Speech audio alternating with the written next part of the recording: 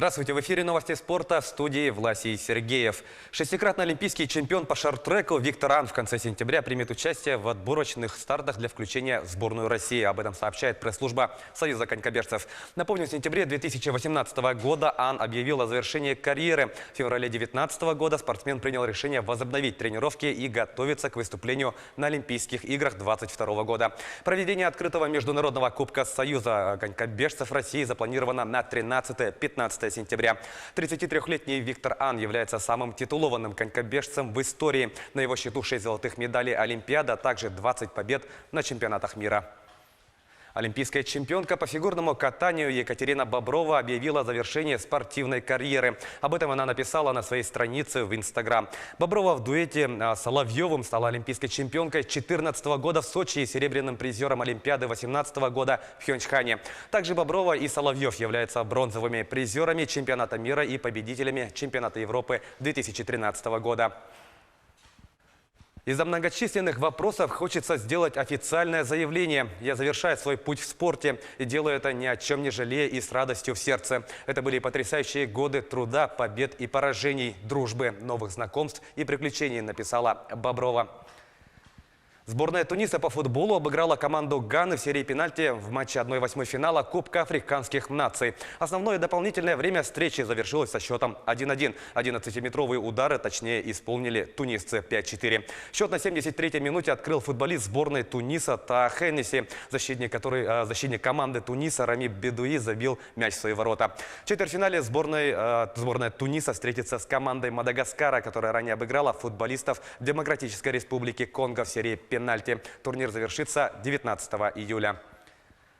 Обладателем Кубка Америки 2019 года в 9-й раз в своей истории стала сборная Бразилии. Она обыграла в финале команду Перу со счетом 3-1, рассказывает Артем Сторонов.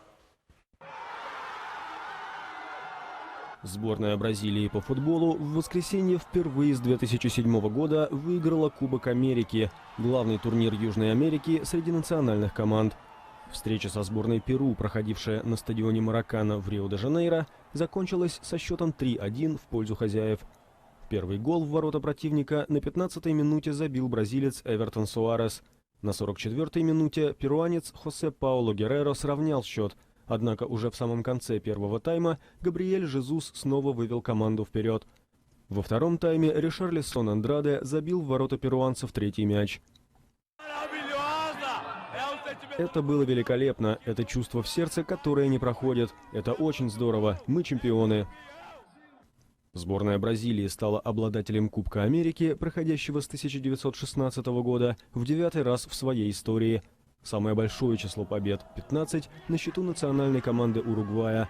А на втором месте с 14 выигранными турнирами находится сборная Аргентины.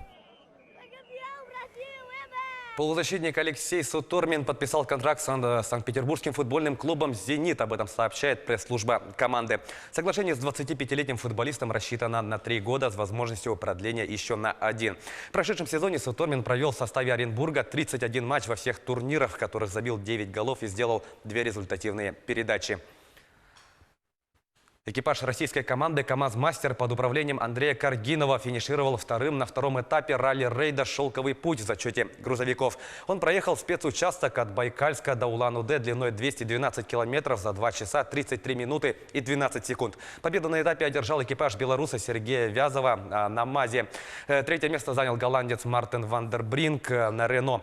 В общем зачете грузовиков после 2 этапов лидирует Вязович. На втором месте идет Каргинов. На третьем месте экипаж еще одного россиянина Шибалова. Ралли финиширует 16 июля в китайском Дуньхуане. Это были новости спорта. Всего доброго.